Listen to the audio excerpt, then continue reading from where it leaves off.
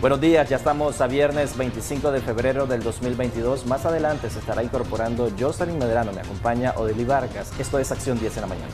Muy buenos días, Jimmy Romero. Muy buenos días, amigos y amigas televidentes. La vicepresidenta Rosario Murillo resalta la visita del presidente del Parlamento ruso como un orgullo para Nicaragua. La mañana de este jueves arribó a territorio nacional una delegación de alto nivel de Rusia encabezado por el presidente de la Duma Estatal de la Cámara Baja. La vicepresidenta Rosario Murillo en su intervención en medios oficialistas dijo lo siguiente. Delegación que nos visita, para nosotros un orgullo, de la Duma de la Federación de Rusia, presidida por el hermano Vyacheslav Volodin, que es precisamente su jefe, su presidente.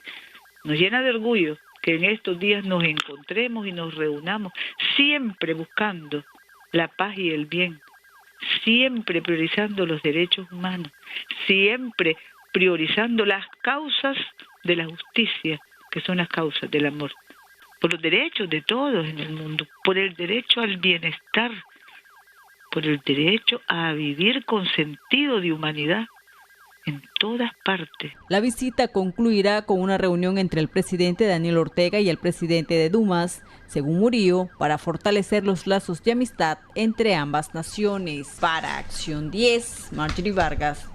Y siempre sobre este mismo tema, diputados de la Asamblea Nacional realizaron este jueves una sesión especial en ocasión a la llegada de una delegación rusa a Nicaragua. Y es que durante el acto, el funcionario del Parlamento ruso agradeció el apoyo que ha manifestado públicamente el presidente de la República, Daniel Ortega, en el conflicto que sostiene con Ucrania.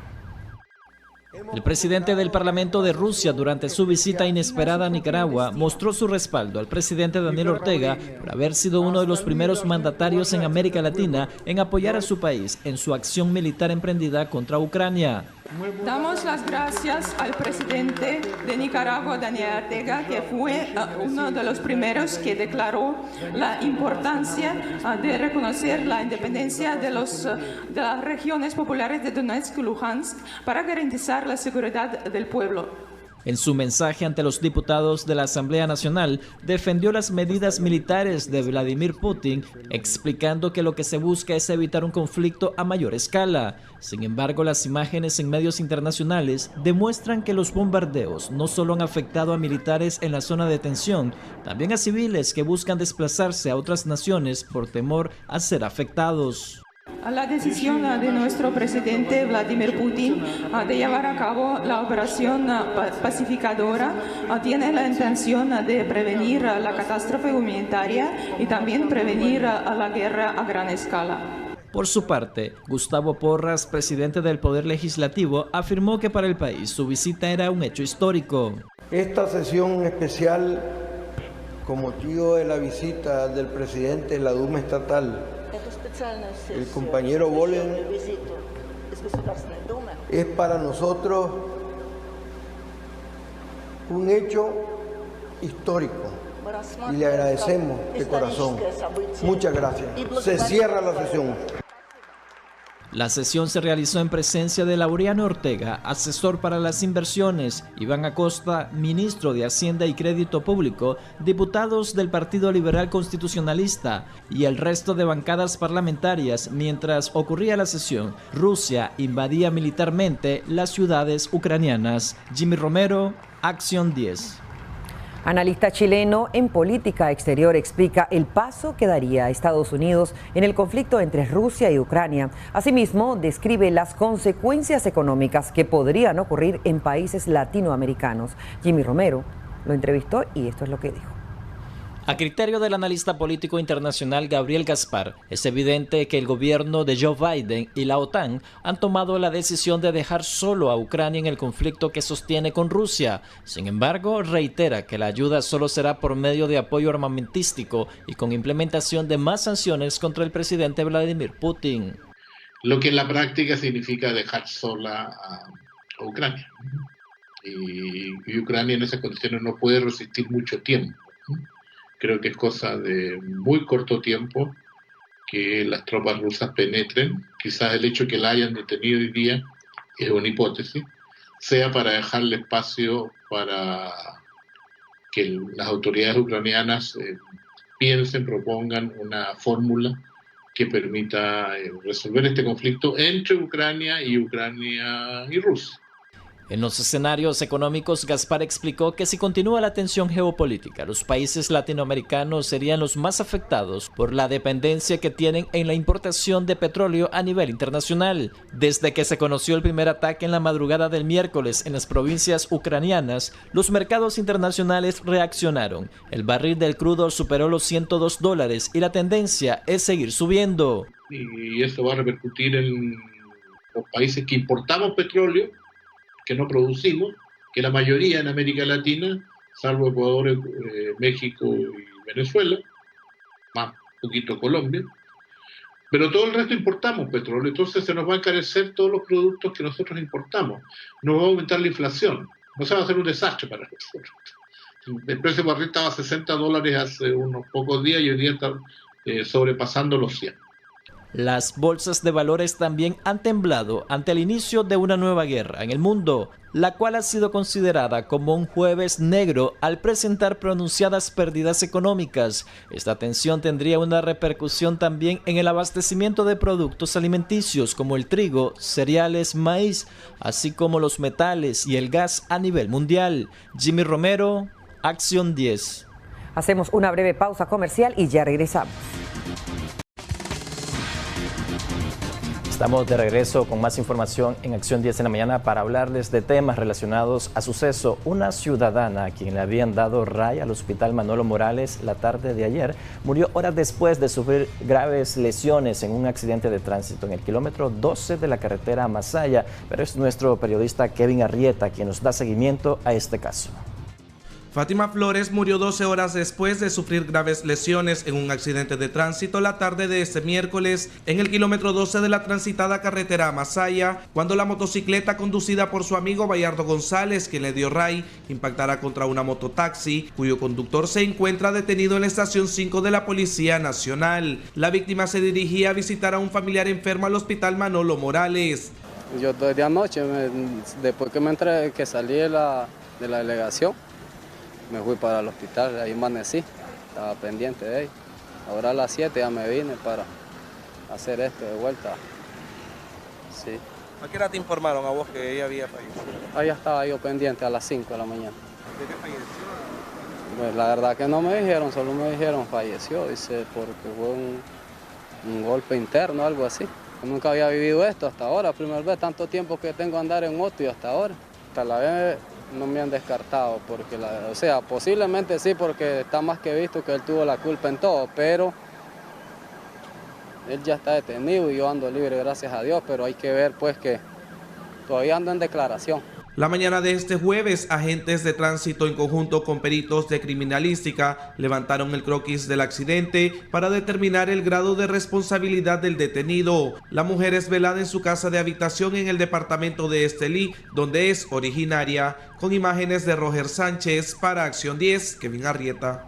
La policía esclareció el supuesto secuestro de la joven Erika Suárez Mendoza, de 25 años de edad. La información preliminar apunta que se trata de un autosecuestro para extorsionar a su padre, Juan Suárez. Es Geraldine Domínguez quien tiene la información. Desde su humilde vivienda, Isidro Suárez, padre de la mujer a la que supuestamente habían secuestrado en Mulucucú, narró cómo su hija fue liberada a las 11 de la noche de este miércoles, aún desconociendo que todo se trató de un engaño planificado por su propia hija y su expareja para sacarle dinero, hecho que han informado medios oficialistas a través de las investigaciones policiales. Vinieron ellos, querían atrapar a un hermano mío, me querían atrapar a mí.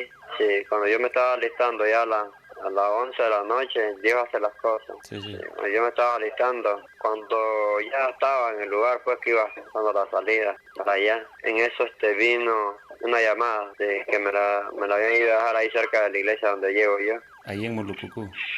Sí, pero digo, después el resto de las autoridades, y si pueden, pues, y porque parece que son miedosos, como le digo yo, no tienen, como que no Voy a esperar que uno haga las cosas primero para después ya tomarse fotos y decir yo lo hice. Y las cosas no son así.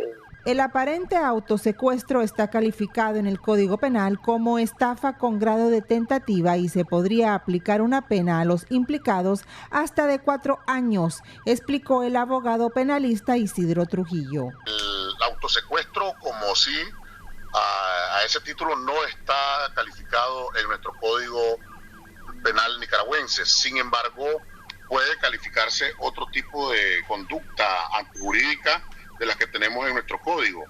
Podríamos estar hablando de una estafa, que la estafa puede haberse dado en grado de tentativa si es que estaban intentando sacarle dinero bajo el engaño de que ella estaba siendo secuestrada a su padre. Y mire, como cuando las estafas son simples, anda hasta los 4 años de prisión. Si la estafa es agravada, ya consumada, sí, entonces se convierte en un delito grave que llega hasta los 8 años de prisión.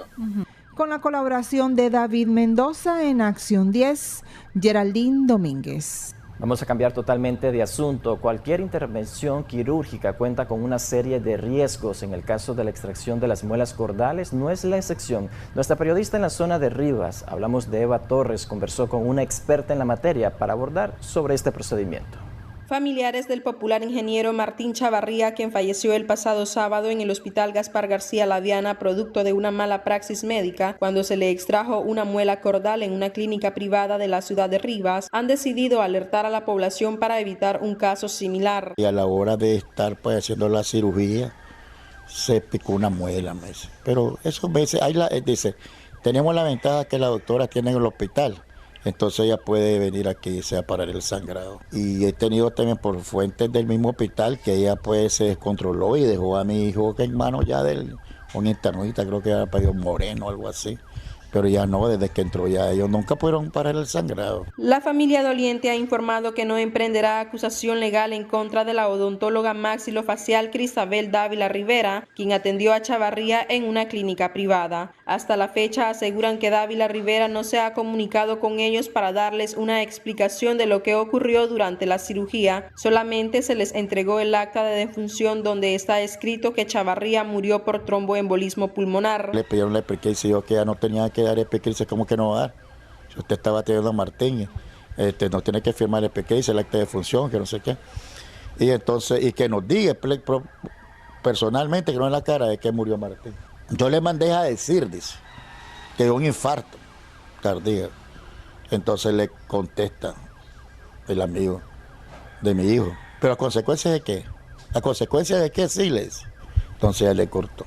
A raíz de la divulgación de la noticia en redes sociales, los internautas han mostrado temor para visitar a sus odontólogos y piden explicación sobre los riesgos de practicarse extracción de piezas molares, por lo que nos contactamos con la doctora Michelle Ramírez de la Clínica Dental Los Ángeles en Managua. Es importante también tener en cuenta que desde antes de hacer la cirugía tenemos que hacer una buena historia clínica, es decir, el expediente de nuestro paciente.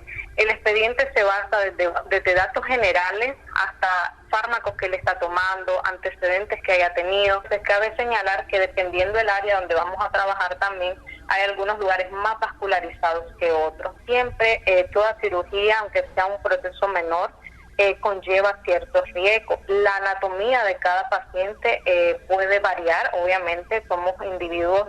Con cámara de Edson Martínez, Eva Torres, Acción 10. La Policía Nacional incautó $2.929.000 que eran trasladados en un caballo. El hecho ocurrió en el sector fronterizo en San Carlos, Río San Juan. La Policía Nacional decomisó $2.929.000 que eran trasegados en un caballo en el sector fronterizo en San Carlos, Río San Juan. Según la información, agentes policiales observaron a 3 sujetos en actitud sospechosa y al darle la voz de alto, los delincuentes respondieron con disparos contra los uniformados. Investigadores policiales realizaron registros a los sacos, encontrando 34 paquetes rectangulares envueltos en cinta adhesiva transparente con dinero en moneda extranjera, contabilizándose $2.929.100 estadounidenses. Equipo técnico de investigación policial realizó inspección, fijación fotográfica de la escena del hecho.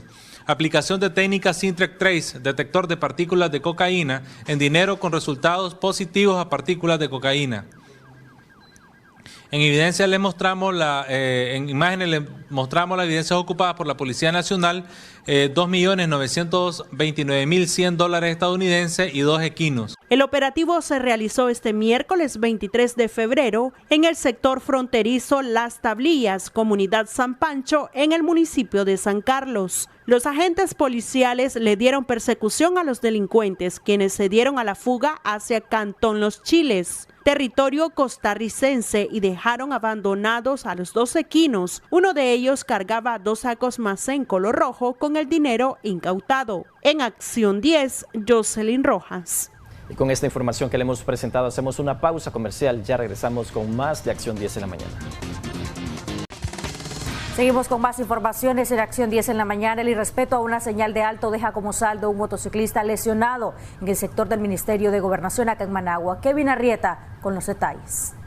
Un motociclista identificado como Carmelo Maradiaga resultó con una fractura expuesta en una de sus piernas, luego que supuestamente una camioneta conducida por esta ciudadana irrespetara una señal de alto en el sector del Ministerio de Gobernación. Que me parece que la muchacha no miró el alto, entonces se tiró ella, suavemente se cruzó al otro lado ella. ¿Ya fue difícil para el motociclista? Sí, porque él frenó, pero no pudo esquivarlo ya, sino que al impacto lo vino a tirar aquí a la esquina. Entonces al muchacho le fracturó la pierna y le fracturó el bracito a él. ¿Usted como pobladora venía a soportar? Sí, solamente ayudarle a él, muchacho. Él no tiene, sí. ¿No se le desbarató? Sí. ¿No tiene número a quien llamar? No tiene, pero al impacto, se le quebró el teléfono, se le hizo. ¿Cuál es tu nombre, hermano? Jairo José Rodríguez. La muchacha sí, el señor venía al suave y se le pitó. El señor venía entonces de norte a sur. Sí, así es. Y se tiró la muchacha de abajo hacia arriba. El lesionado fue trasladado al hospital Manolo Morales. Con imágenes de Lenín Castillo para Acción 10, Kevin Arrieta. Nicaragua reactiva tensiones diplomáticas con el gobierno de España al calificar la posición del jefe de la diplomacia de ese país de insolente, anacrónica y desenfadada también. La acusación la hizo a través de un comunicado emitido este mediodía que se lee: Nicaragua no es colonia de nadie, no somos súbditos de la colonia española, no aceptamos, por lo tanto, la injerencia de ese o de ningún país en nuestros asuntos internos. Recomendamos al canciller don José Manuel Álvarez centrarse en los temas de su competencia y cesar ya su intento de interferir en las decisiones y acciones de un Estado soberano como el nuestro, porque desde ningún punto de vista tiene autoridad alguna sobre nuestra patria bendita y siempre libre. El canciller Denis Moncada en la nota de protesta agregó que ninguna interferencia ajena y extranjera tiene cabida. La misiva no hace referencia a la hora y fecha donde supuestamente Álvarez se refirió a la crisis de Nicaragua. Este miércoles el secretario de Estado para Iberoamérica y el Caribe de España, Juan Fernández Trigo, dijo que probablemente en los próximos días hay alguna novedad respecto a la relación con Nicaragua, luego de que en agosto del año pasado el gobierno del presidente Pedro Sánchez decidiera retirar a su embajador en el país, María del Mar Fernández Palacio, como respuesta a las acusaciones que hizo Managua en su contra. Para Acción 10, Kevin Arrieta. Y siempre relacionado al tema de diplomacia, el gobierno de Nicaragua retiró las credenciales también a Alfredo Suárez como embajador de Colombia en nuestro país, supuestamente por inmiscuirse en los asuntos internos de Nicaragua. Así lo informó la Cancillería de nuestro país. Este pasado miércoles, el gobierno de Nicaragua retiró las credenciales del embajador de Colombia en Managua, Alfredo Rangel Suárez, a quien nos señalan de expresarse de forma insolentemente y emitir juicios de valor sobre asuntos internos en una carta de protesta que envió a la Cancillería nicaragüense. En la carta enviada por el canciller Denis Moncada, la ministra de Relaciones Exteriores de Colombia dice lo siguiente: en nombre del gobierno de Nicaragua hago de su conocimiento nuestra formal protesta por dichas declaraciones remitidas por su embajador, quien con las mismas contraviene las normas diplomáticas e internacionales al inmiscuirse ofensivamente en los asuntos internos de nuestro país. Estas declaraciones evidencian que su embajador no está cumpliendo con los objetivos para los cuales le fue concedida su acreditación en Nicaragua, por lo que estamos procediendo a retirarle las credenciales, añadió Moncada. Este miércoles Colombia ordenó a su embajador en Managua, Alfredo Rangel, regresar al país luego de que el mandatario nicaragüense Daniel Ortega asegurara el lunes que la nación andina es un narcoestado donde asesinan a diario a líderes sociales. Ante las declaraciones realizadas por Daniel Ortega, nuestro gobierno ordenó en el día de ayer al embajador Alfredo Rangel presentar una nota de protesta ante la Cancillería nicaragüense, rechazando contundentemente esta nueva ofensa al honor de nuestra nación, y le solicito regresar de inmediato al país, detalló este miércoles el Ministerio de Relaciones Exteriores en un comunicado. En Acción 10, Ronald Rodríguez Solís. El precandidato presidencial Noel Vidaurre y el comentarista Jaime Arellano enfrentan un juicio por el delito de conspiración para cometer menoscabo a la integridad nacional. Ambos tienen 215 días de estar bajo arresto domiciliario.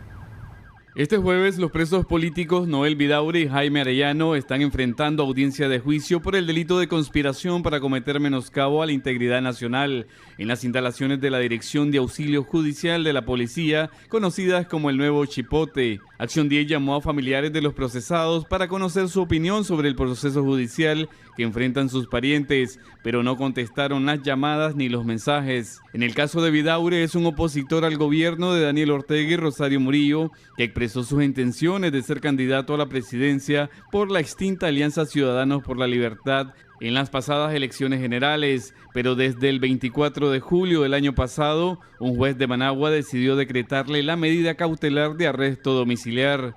Mientras que Arellano es un opositor y comentarista de televisión que se caracteriza por realizar cuestionamientos a las políticas del gobierno. El pasado 24 de julio del 2021, un juez decidió mantenerlo con arresto domiciliar y ya lleva 215 días sin poder salir de su vivienda. Informó para Acción 10, Carlos Larios. Entre 8 y 13 años de cárcel fueron condenados 7 presos políticos por un juez de Managua, mientras el abogado de uno de ellos denunció que enfrentaron una serie de irregularidades en el proceso. El titular del Juzgado Quinto de Distrito Penal de Juicios de Managua, Félix Salmerón, encontró culpable del delito de conspiración para cometer menoscabo a la integridad nacional a los presos políticos Félix Maradiaga, Juan Sebastián Chamorro, Arturo Cruz, José Adán Aguerri, Violeta Granera, José Palé y Tamara Dávila, después de 7 días que duró la audiencia de juicio. El abogado de Chamorro denunció que las defensas de los reos de conciencia enfrentaron una serie de irregularidades procesales. Por ejemplo, el juez que los juzgó a ellos y que dictó el fallo, él no es un juez competente para dictar el fallo, él es el juez competente para dirigir el juicio, pero el tribunal que debió tomar esa decisión de que si son culpables o no era un tribunal de jurado. Cabe señalar que entre los opositores procesados se encuentra el politólogo Manuel Orozco, investigador del organismo denominado Diálogo Interamericano, quien fue enjuiciado en ausencia por no encontrarse en el país. Maradiaga, Chamorro y Cruz son opositores al gobierno que habían anunciado públicamente sus intenciones de ser candidatos a la presidencia de la República, pero fueron detenidos por oficiales de la policía en diferentes circunstancias. No se le permitió al defendido, que tiene un derecho constitucional, de comunicarse libre y privadamente con su abogado. Y esto libre y privadamente no necesariamente tiene que ser comunicarse durante las audiencias, sino que cuando uno necesite alguna información de parte de la persona acusada, pues uno tiene que tener acceso libre y privado a él, pues el derecho es del detenido. En el debate de pena, el representante del Ministerio Público pidió para las opositoras Violeta Granera y Tamara Dávila 8 años de cárcel, 9 para Arturo Cruz y 13 para el resto de procesados, y la inhabilitación para ejercer cargos públicos. Para el próximo jueves 3 de marzo, el judicial programó la lectura de sentencia. Informó para Acción 10, Carlos Larios. Y en noticias relacionadas a Nicaragua, pobladores del barrio 30 de Mayo de Managua denunciaron un supuesto abuso de autoridad por parte de la Policía Nacional durante la búsqueda de un joven quien supuestamente había atropellado con su motocicleta a un menor de edad. Los detalles en la siguiente nota. Un supuesto abuso de autoridad denunciaron varias familias del barrio 30 de Mayo, ubicado en Managua. Su inconformidad se dio luego que más de 8 agentes policiales irrumpieran las viviendas con agresiones físicas para capturar a un joven que aparentemente había lesionado a otra persona con su motocicleta. Con los policías atrevidamente me golpearon a mis hijos y se metieron atrevidamente, hasta me apuntaron con una AK. Y yo le dije al policía que por qué se iba a meter en mi casa, porque mi casa es muy mía. Que atrevidamente vinieron, bum, bum, bum, hasta golpearon a mis criaturas. Le digo que de balde son autoridades, Son unos grandes sinvergüenzas, como le dije yo. Y le dije yo al policía que me amenazó con el AK, le digo, mira, le digo, a mí no me andes amenazando, si me la vas a dejar ir, déjamela ir. Lo voy a llamar a la policía. Que yo digo pues que si un muchacho cometió un error, ellos vienen y dicen, ¿verdad? Y entonces pues uno como familia de la persona, ve, porque uno, ¿qué pasó? Bueno, si él está, uno lo mete adentro, sino que ellos vienen diciendo de que el muchacho había atropellado a un niño, ¿verdad? No sé si son estrategias de ellos. El operativo creó zozobra entre los habitantes. Algunos afirmaron que era la primera vez que la policía ingresaba sin orden judicial a su domicilio. El temor de muchos que se opusieron era ser detenidos o recibir otro tipo de agresiones. La acción la catalogaron como una violación a los derechos humanos. Fíjese que vino la policía aquí a armar el de pelote a esta señora. Después se cruzaron al otro lado, después la segunda casa, agarraron, aventaron a todos los niños, a ella le encañonaron a la policía. La querían cachimbiar a ella. ¿Se llevaron a alguien? Sí, a un muchacho se llevaron. Según el reglamento de la Policía Nacional y el Código Penal, las autoridades policiales pueden ingresar en un inmueble siempre y cuando vayan en persecución de una persona que ha cometido un delito. Jimmy Romero, Acción 10. Monseñor Rolando Álvarez criticó la decisión del presidente de Rusia, Vladimir Putin, por iniciar una guerra contra Ucrania y cuestionó a quienes emiten discursos demagógicos en nombre del pueblo y de la dignidad nacional.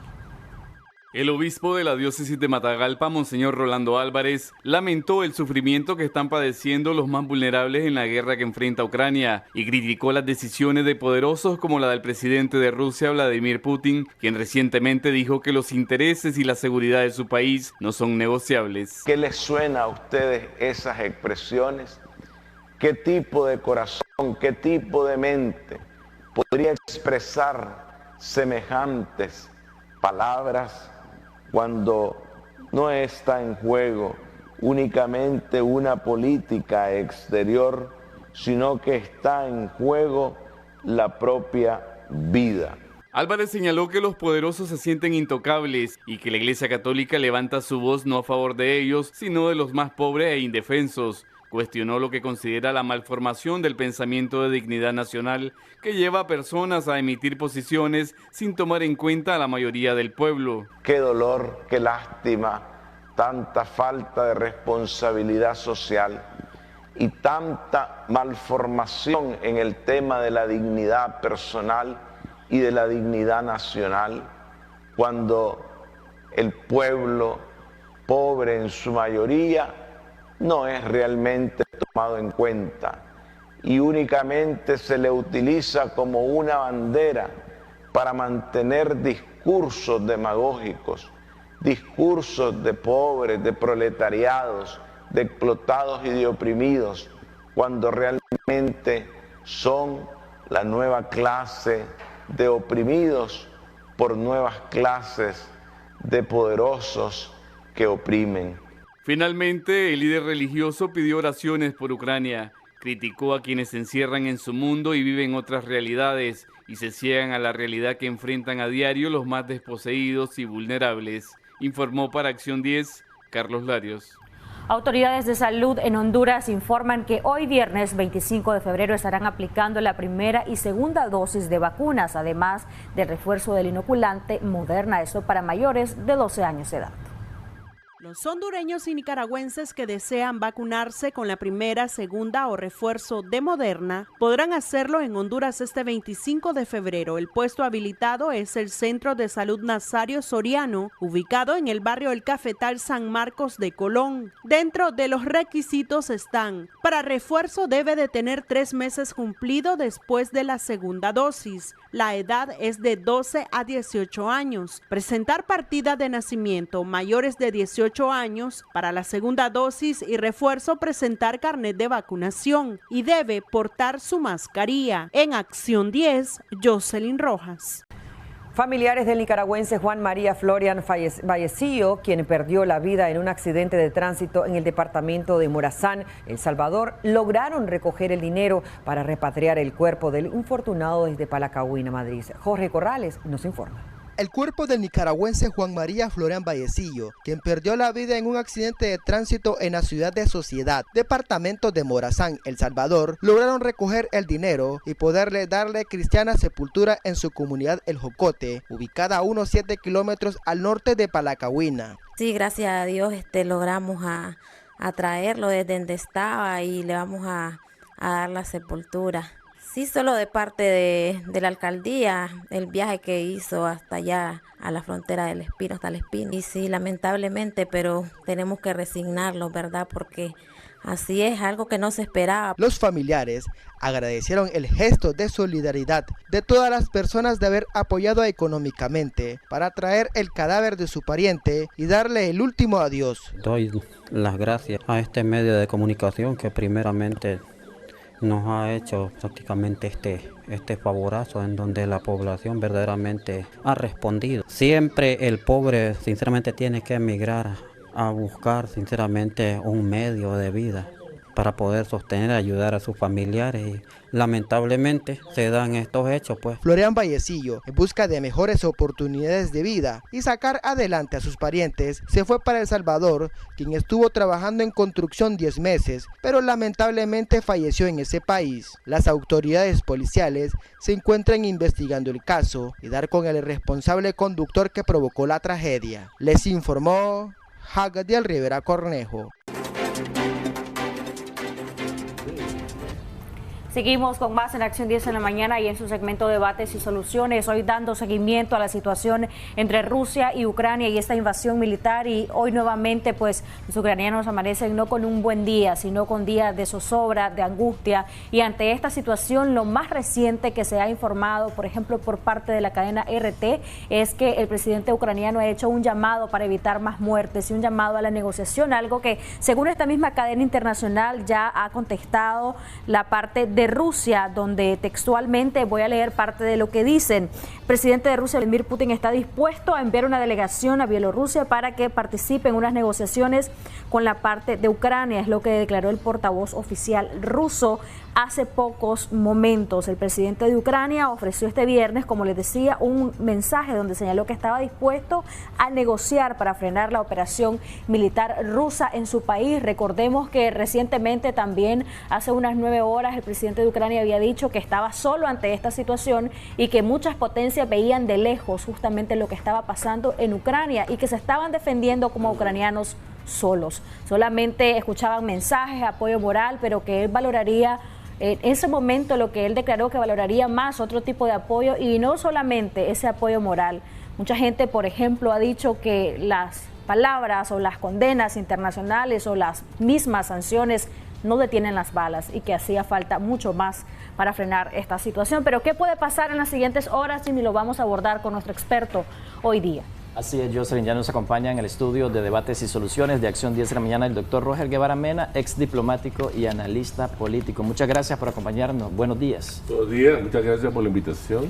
Bienvenido, doctor. Cada vez vemos minuto a minuto la actualización de este tema, de lo que está ocurriendo en Ucrania. De hecho, una de las situaciones que nosotros podíamos ver es las protestas masivas en Rusia. Los rusos están condenando, buena parte de la población rusa, esta situación de la invasión militar a Ucrania, y muchos de estos rusos que estaban participando en protestas activas condenando lo de Ucrania pues han sido detenidos.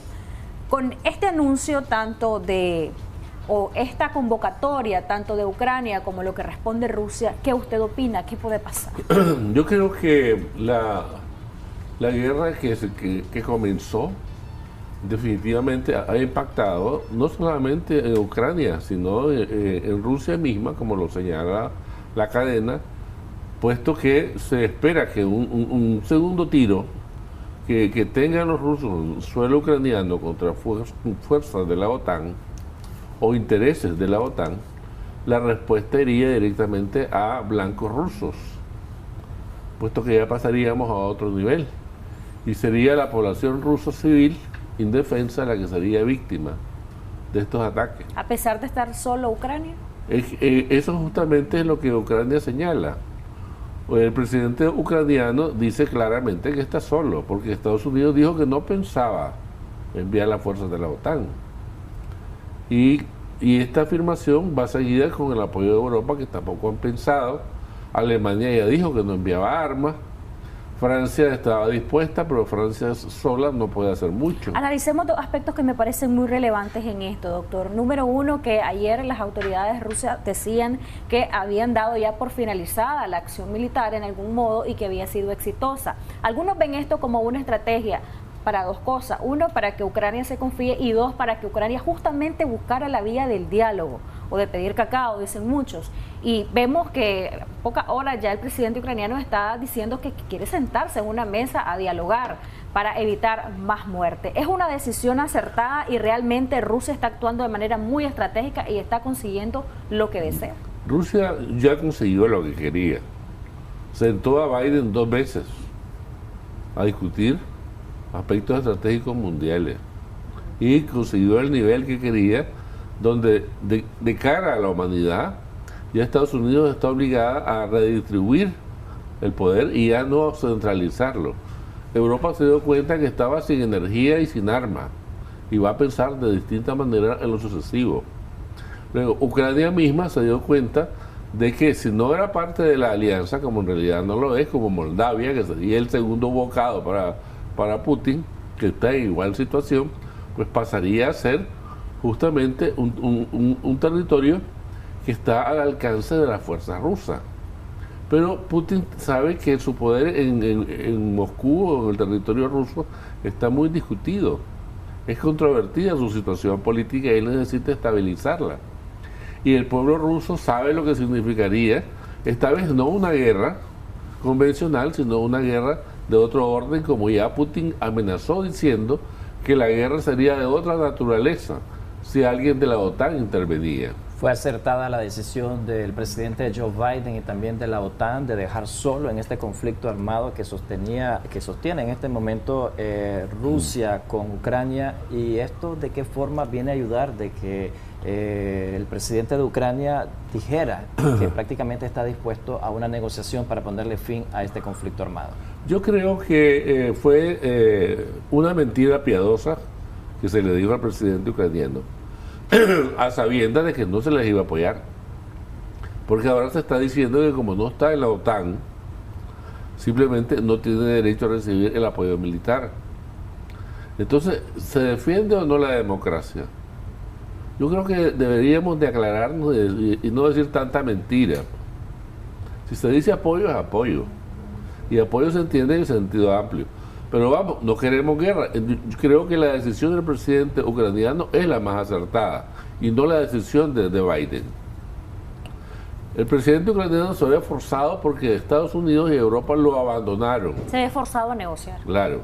Y él sabe que su arma, su ejército, por muy bien entrenado que esté por Europa y Estados Unidos, no tiene la capacidad para sostener un embate de la capacidad rusa, que son tropas muy bien apertrechadas, muy bien entrenadas.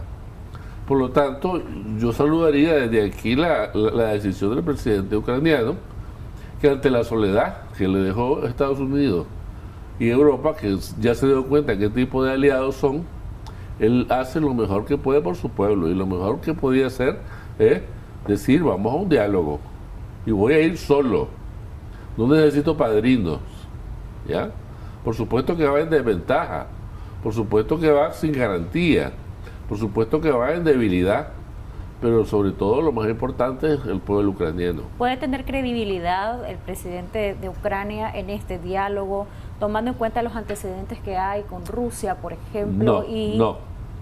No se puede tener credibilidad de Putin, porque Putin puede que esté detenido estratégicamente para pasar a los siguientes territorios donde hay población rusa y que están en la misma situación y que no son parte de la OTAN, como Moldavia. E igualmente después puede pasar a donde hay población rusa, como en la República Báltica. Y por supuesto esto supone una latente expansión del imperio antes soviético y ahora ruso, y esto crea una situación de angustia en los pueblos fronterizos con Rusia, que sería en este caso Polonia, porque también tiene en sus fronteras población rusohablante. ¿Qué es lo que se debe definir en esta posible negociación que vayan a tener ambas naciones? Porque el interés de Rusia era económico en Ucrania. Yo creo que más bien lo que el interés económico y político era la punta de lanza, pero lo más importante era adquirir para Rusia y para la persona de Putin una posición estratégica a nivel mundial y colocarse como entre los dos primeros líderes del mundo y crear para Rusia una situación de ventaja.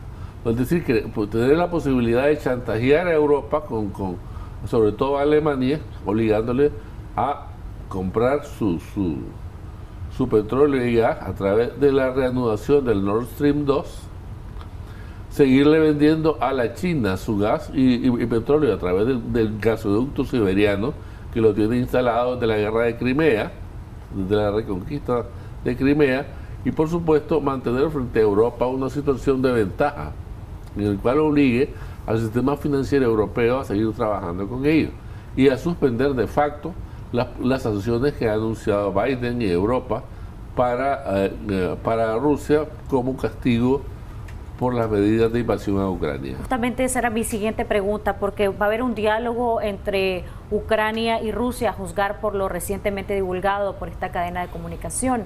Pero en esa eventualidad de diálogo, ¿qué papel jugarían Estados Unidos y el resto de naciones europeas, por ejemplo, que están viendo la situación muy cercana de Ucrania?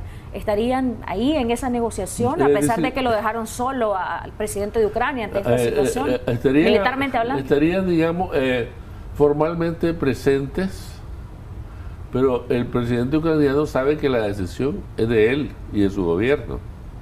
Y por supuesto, esta situación de formalidad lo que hace es producir más desconfianza en los aliados y amigos, y menos amigos de Europa y Estados Unidos. Esto disminuye su eficacia y su lealtad frente a los terceros países que no son parte de la OTAN. ¿Qué es lo que se podría dar como resultado de este proceso de negociación?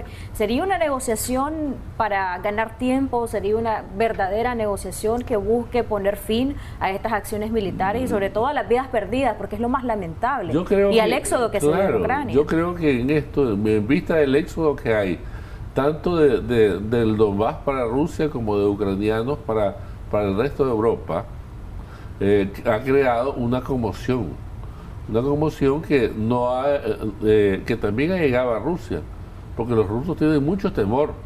Si alguien tiene temor de ser invadido entre los pueblos de la tierra, es el ruso. ¿Por qué? Porque es plano, un país plano que ha estado sometido a distintas invasiones a lo largo de la historia. Ahí han llegado suecos, franceses, alemanes, y resulta que por la planicie que representa ese país, está accesible a cualquier potencia a través de sus ejércitos. Por lo tanto, lo que produce en el resto de Europa es la sensación de que es un gobierno que está dispuesto a asaltar a cualquier país, sea o no miembro de la OTAN, y que no se le puede presentar un flanco de debilidad, y que Europa necesita armarse ella sola, no bajo la dirección norteamericana ni bajo la dependencia tecnológica americana, sino que necesita crear sus propios mecanismos con sus propios recursos para la defensa continental. Por lo tanto, estamos hablando de que Estados Unidos ha perdido muchísima credibilidad en sus aliados y en sus amigos. Puesto en sus amigos vemos que hasta los países de América Latina como Brasil y la Argentina están visitando en este conflicto justamente a Rusia y a China, que son los grandes adversarios. Es decir, ya la confianza en Estados Unidos se perdió. Y esto crea evidentemente situaciones difíciles, no solamente para Estados Unidos, sino para Europa y también para los amigos y aliados. ¿Va a ser una negociación extendida? No, va a ser una negociación en petit comité, como diríamos, pero Europa y Estados Unidos se tendrán que sujetar a las decisiones racionales tomadas por el presidente de Ucrania, siempre y cuando las exigencias del gobierno de Putin sean razonables y puedan ser llevadas a cabo conjuntamente, puesto que si son en algo irracionales o pasan el nivel de aceptación del mundo, en este caso Europa y Estados Unidos, van a haber conflictos de sabotaje sobre esos acuerdos. Pero ¿cuáles pueden ser esas cosas que pidan ambas naciones y que estén la retirada de las tropas en la mesa de negociación? Sí, la retirada de las tropas, el cese del bombardeo, el compromiso del gobierno de que las provincias no van a formar parte nunca de la OTAN, que el proyecto original, que se abandonen las sanciones sobre todo financieras, que se autorice el gasoducto Nord Stream 2 y simplemente que se deje que Rusia y China continúen, Rusia como el CPF guardando la ruta de la seda de los chinos y los chinos extendiéndose por el mundo. De darse ese resultado, ¿quién sería el gran perdedor y el gran ganador de este conflicto? Simplemente el ganador sería Rusia, indiscutiblemente, ¿ya? El perdedor sería la vida y la destrucción en Ucrania y la vergüenza de aceptar una derrota y haber creído en amigos que no son tan amigos. ¿Por qué tanto miedo y esta situación de recelo del presidente de Rusia de que no quiere que Ucrania pertenezca a la OTAN? ¿Qué significa eso? Para que le expliquemos a la audiencia. Y me imagino que se va a mantener firme en esto, porque dijo que si Ucrania llegaba a pertenecer a la OTAN era algo hostil y que prácticamente está él en total desacuerdo y parece no estar dispuesto a negociar o a aceptar una cosa así. Él ya reconoció a las dos provincias separatistas como repúblicas independientes. Es un paso dado en derecho internacional y además escuchaba al canciller Lavrov hoy por la mañana que justamente anunciaba el intercambio de funcionarios diplomáticos entre esas dos provincias hechas repúblicas reconocidas únicamente por Rusia, lo que indica claramente que ellos no piensan abandonar esas provincias ucranianas, cualquiera que sea la situación, sea que sigan formando parte de Ucrania o no, pero están dispuestos y decididos a mantener tropas en esos países y a mantener una influencia de amenaza sobre Ucrania, porque ya saben que el pueblo ucraniano ya odia a la población rusa. Y los rusos están resintiendo eso porque son familias rusas que viven en Moscú y en otras ciudades que también viven en esa provincia rusa en Ucrania. Y claro, eso crea un conflicto social. ¿Esas provincias y regiones tendrían la misma autonomía antes de haberse iniciado este conflicto en el cual prácticamente fue declarado como una invasión de Rusia hacia Ucrania? Sí, yo creo que parte de lo que pide Rusia es la revitalización de los acuerdos de Minsk, que era justamente un acuerdo que se firmó en Bielorrusia y donde establecía con claridad la autonomía de las provincias dentro del Estado ucraniano y lo que se quería era que a través de la presión y presencia rusa en las provincias se influenciara el parlamento ucraniano y se mantuviera una permanencia de la vigilancia de los intereses rusos y en un estado diferente, de manera que Ucrania, cualquiera que fuera su resultado, cualquiera que fuera su presidente, estuviera maniatado y no pudiera actuar, puesto que tenía adversarios rusos dentro de su mismo territorio. ¿No es factible para Ucrania buscar el respaldo o integrarse a la OTAN? En este momento, bajo conflicto, no. Y además tendría que cumplir con ciertas formalidades de tipo económico que todavía no las cumple. Es decir, la OTAN, como organización militar y parte de la Unión Europea, tiene condiciones y requisitos para ingresar. Es decir, yo no entiendo por qué no se dio con anterioridad la aceptación, pues seguramente se sabía que había conflicto con Ucrania frente a Rusia. Y claro, esto, después de la toma de Crimea por parte de Rusia, crea el antecedente de que seguía el conflicto entre Rusia y Ucrania. Por lo tanto, no se le ha admitido, ni parece ser que vaya a admitírsele después de esta guerra. ¿Qué es lo que pretende al final de todo esto Rusia? ¿Pretende tener un control férreo con Ucrania? Esto porque pues, era parte de la antigua Unión Soviética y quieren verlo siempre como un territorio ruso. O algunas conjeturas y algunos medios internacionales, algunos analistas decían lo que está tratando Putin es de buscar cómo restablecer esa Unión Soviética, que es algo del pasado que en esta época actual sería difícil hacerlo, pero realmente para una persona del pensamiento y de las ideologías de Putin esto no es tan irreal, ¿o sí? Yo creo que considerando la historia personal de Putin, jefe de la KGB, de la Unión Soviética, con una gran conciencia de su historia. La historia es la historia de los zares, pues. Estamos hablando de casi 5 siglos de tradición zarista centralizada. Rusia no conoce democracia. Rusia no sabe de democracia porque nunca la ha tenido.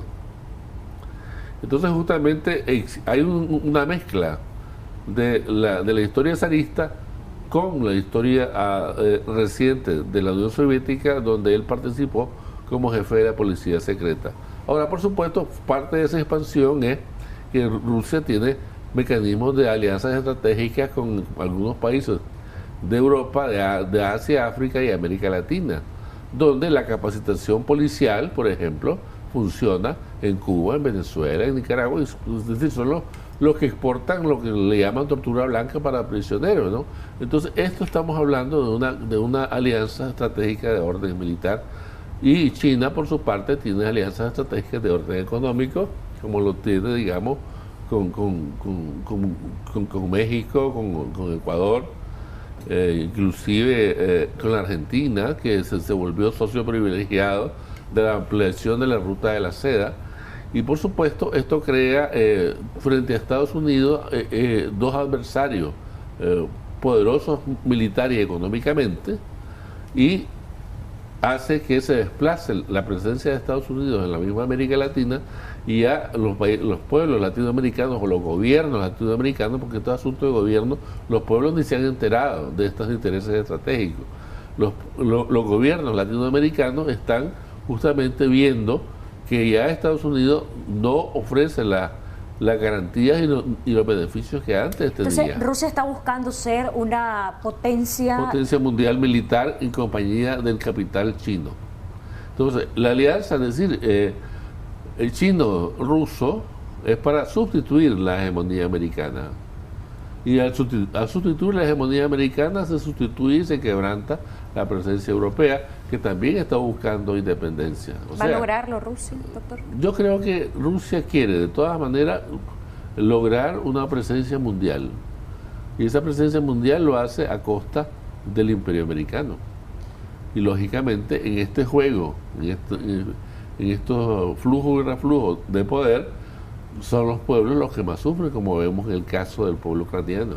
Doctor, me parece importante lo que usted dijo, que Rusia no conoce de democracia. ¿Por qué debe confiar el presidente de Ucrania en esta posible negociación y no vaya a suceder lo que ya pasó hace unas horas, que Rusia invadió a Ucrania?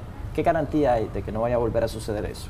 Por supuesto que esta garantía solo puede dársela dentro del Consejo de Seguridad de Naciones Unidas, porque Rusia no sabe de democracia.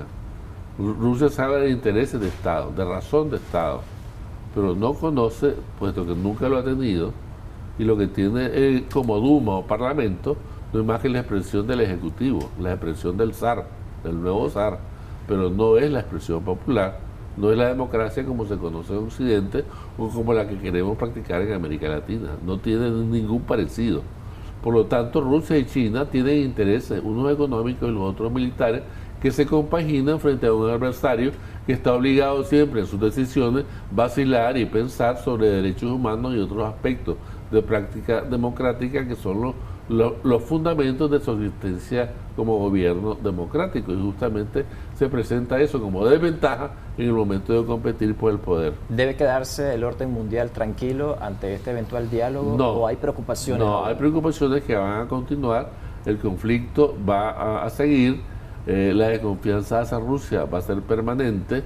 Estados Unidos va a tener que compartir más intereses con Europa, tiene que dejar que Europa se arme y que consiga su independencia energética.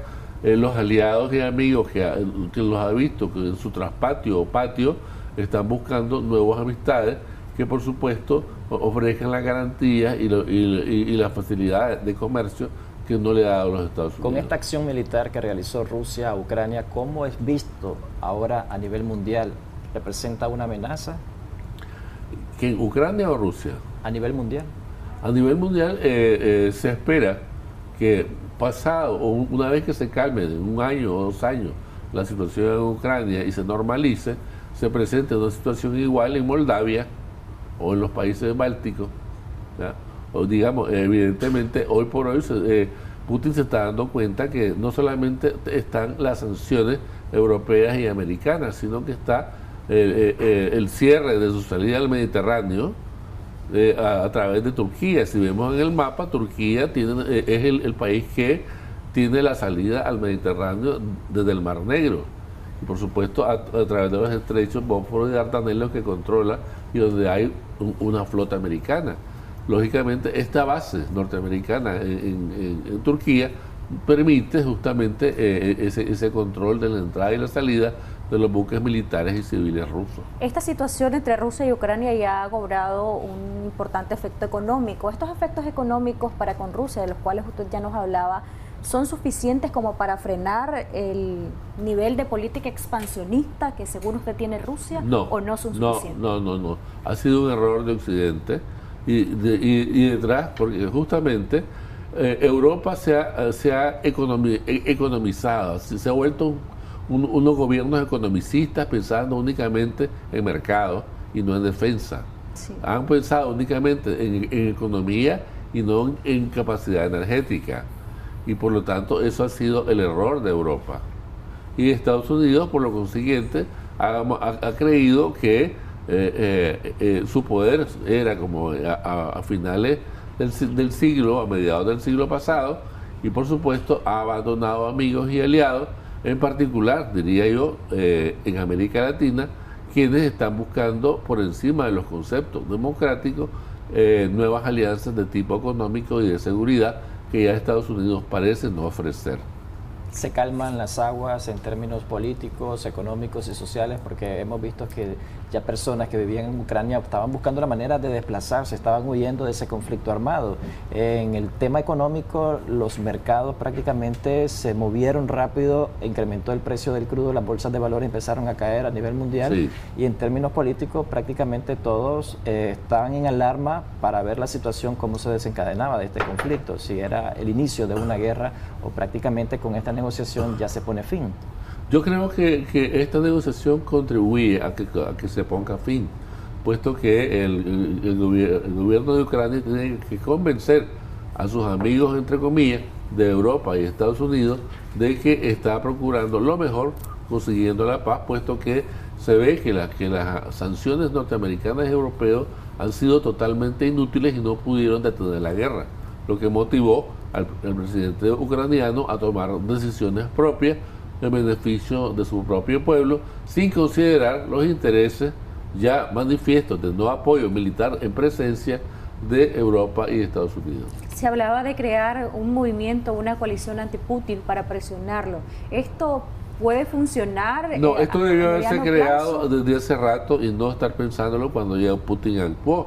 Lo que hay es una gran imprevisión, un manejo diplomático pésimo de parte de Occidente, que no ha considerado ni la personalidad, ni los intereses, ni la situación rusa, a pesar de que ellos han venido creando una OTAN con un cuerpo militar que ha tenido exclusividad para los miembros y discriminación para los no miembros. ¿Qué más debería haber hecho Occidente y el resto de Europa por esta situación entre Rusia y Ucrania? Porque muchos dicen, bueno, están entre la espada y la pared, tampoco era sano venir y ofrecer armas y reforzar una guerra y responder a Rusia de la misma manera en que ellos están atacando Ucrania. ¿Qué se debería de haber contemplado, además de las sanciones económicas que usted nos dice no es suficiente? Simplemente debió haberse contemplado desde el inicio una presencia militar significativa de la OTAN en Ucrania, desde que esto comenzó, lo que hubiera disuadido a los rusos de continuar con mecanismos de invasión en un principio. Y por otro lado, si había la decisión de que no iban a apoyar militarmente, había que haber presionado o indicado al presidente ucraniano que entrara en una conversación con Rusia y no esperar que la invasión destruyera tanto de la infraestructura y que acabara con tantas vidas inocentes. Y con un posible acuerdo entre ambas naciones de conflicto, ¿qué pasaría con esas sanciones que ha impuesto Estados Unidos, también países europeos contra Rusia? En este caso, si consigue Putin de que haya un acuerdo favorable aceptado por el gobierno ucraniano y por Europa, Estados Unidos va a tener que retirar sus sanciones. No a corto plazo, pero sí a mediano plazo. ¿Y qué pasaría con los ucranianos que están, por ejemplo, con la ley marcial declarada, que le están diciendo tienen que cumplir el servicio militar obligatorio, en este caso a los hombres de ciertas edades? ¿Cómo quedaría ese tema? Leía hoy por la mañana que era por 90 días. Lógicamente la herida está hecha y esto va a continuar por unos 2 o 3 años más, digamos hasta el próximo gobierno elegido en Ucrania, que decide otra cosa cuando la situación estratégica y económica sea diferente. Un gran reto para el presidente de Ucrania. Un gran reto para el presidente ucraniano. Sí. Bueno, muchas gracias, doctor, por habernos acompañado. Quiere dar algunos comentarios de cierre, tal vez relacionado a América Latina, que de hecho ayer que tuvimos la interrupción en la comunicación se nos quedó pendiente eso, sobre el qué podría ser América Latina y las repercusiones que esto tiene en América. Yo creo que América Latina debe guardar su neutralidad. Es decir, América Latina no tiene por qué jugar los intereses de los imperios ni de las potencias. Tenemos que guardar un equilibrio racional. Yo saludo, digamos, que el gobierno nuestro no haya reconocido las provincias separatistas rusas. Yo creo que está haciendo una decisión acertada, pues, porque no, el hacerlo implicaría situarnos directamente ya en otro campo, un campo adversario, pues. Y por otro lado, creo que América Latina debe considerar no solamente la parte económica, sino la parte de los intereses de los pueblos, donde los pueblos quieren vivir en paz, cualquiera que sea. Pues. Y yo creo que en este momento los gobiernos de América Latina no tienen solidez ninguno, como para entrar en un conflicto con una potencia y sobre todo crear situaciones donde se esté comprometiendo aún más la seguridad y la sobrevivencia de los pueblos. Gracias nuevamente, doctor Roger Guevara Mena, ex embajador y también analista político, quien ha estado con nosotros compartiendo esta mañana. Muchas gracias, doctor. Hacemos una pausa comercial, ya regresamos con más de Acción 10 en la mañana. Gracias por continuar con nosotros y como se realiza cada año, ¿verdad? Ya Fundación Teletón llegó el momento en que usted va a tocar su corazón y poder donar a esta causa en pro de los niños con discapacidad. Recuerde que son 3 centros de atención para niños con discapacidad en Chinandega, en Huigalpa y Ocotal, donde se brinda atención especializada totalmente gratis, pero eso se realiza con el apoyo que durante todo el año ustedes nos dan, dice Fundación Teletón, que son una importante cantidad de atenciones médicas y que durante la pandemia no pararon, nada los detuvo y en este momento también espera que nada los detenga. Con tu ayuda puedes cambiar muchas vidas y puedes continuar también apoyando a esa cantidad de familias que tienen un niño con discapacidad. Recuerdo que en cualquier momento una discapacidad se puede adquirir, esperamos en Dios que siempre nos guíe. Recuerde que están las alcancías también en diferentes lugares donde usted puede hacer sus donativos, las diferentes cuentas que pondrán a su disposición. Vamos a hacer un enlace ya con lo que